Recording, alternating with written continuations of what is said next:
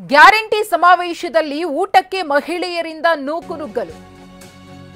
Guarantee ಸಮಾವೇಶದಲ್ಲಿ ಊಟಕ್ಕೋಸ್ಕರ ಮಹಿಳೆಯರ ನಡುವೆ ನೂಕುನುಗ್ಗಲು ಏರ್ಪಟ್ಟಿದೆ. ಮಹಿಳೆಯರನ್ನು ನಿಯಂತ್ರಿಸಲು ತಾವೇ ಊಟ ಬಡಿಸಿದ್ದಾರೆ ಪೊಲೀಸರು.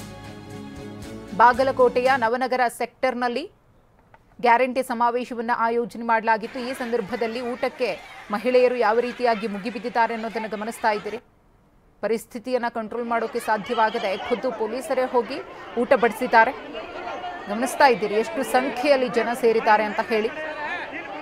ಪೊಲೀಸರೇ ಊಟ ಬಡಿಸ್ತಾ ಇರುವಂತಹ ದೃಶ್ಯಾವಳಿಗಳನ್ನು ಕೂಡ ಗಮನಿಸ್ತಾ ಇದ್ದೀರಿ. ಅಲ್ಲಿರುವವರನ್ನ ಆದಷ್ಟು ಬೇಗ ಚದುರಿಸುವಂತಹ ಕೆಲಸ ಕೂಡ ಆಗ್ತಾ ಇದೆ.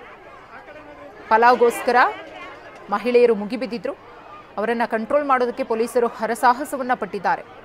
ಸಮಾವೇಶದ ಸ್ಥಳದಲ್ಲಿ ಊಟ ಬಡಿಸೋದಕ್ಕೆ ಸಿಬ್ಬಂದಿ ಇರಲಿಲ್ಲ ಅನ್ನೋ ಮಾಹಿತಿ ಕೂಡ ಲಭ್ಯವಾಗ್ತಾ ಇದೆ. ಸಿಬ್ಬಂದಿ ಇಲ್ಲದೆ ಇರೋದೇ ಇಷ್ಟೆಲ್ಲ ಗೊಂದಲಗಳಿಗೆ ಮತ್ತು ಇಲ್ಲಿನ ಅವ್ಯವಸ್ಥೆಗೆ ಕಾರಣವಾಗಿತ್ತು ಅನ್ನೋ ಆರೋಪವೂ ಕೂಡ ಕೇಳಿಬರ್ತಾ ಇದೆ. ಹಾಗಾಗಿ ಖುದ್ದು ಪೊಲೀಸರೇ ಹೋಗಿ ತಾವೇ ಸೌಟು ಹಿಡಿದು ಮಹಿಳೆಯರಿಗೆ ಪಲಾವ್ ಬಡಿಸಿದ್ದಾರೆ.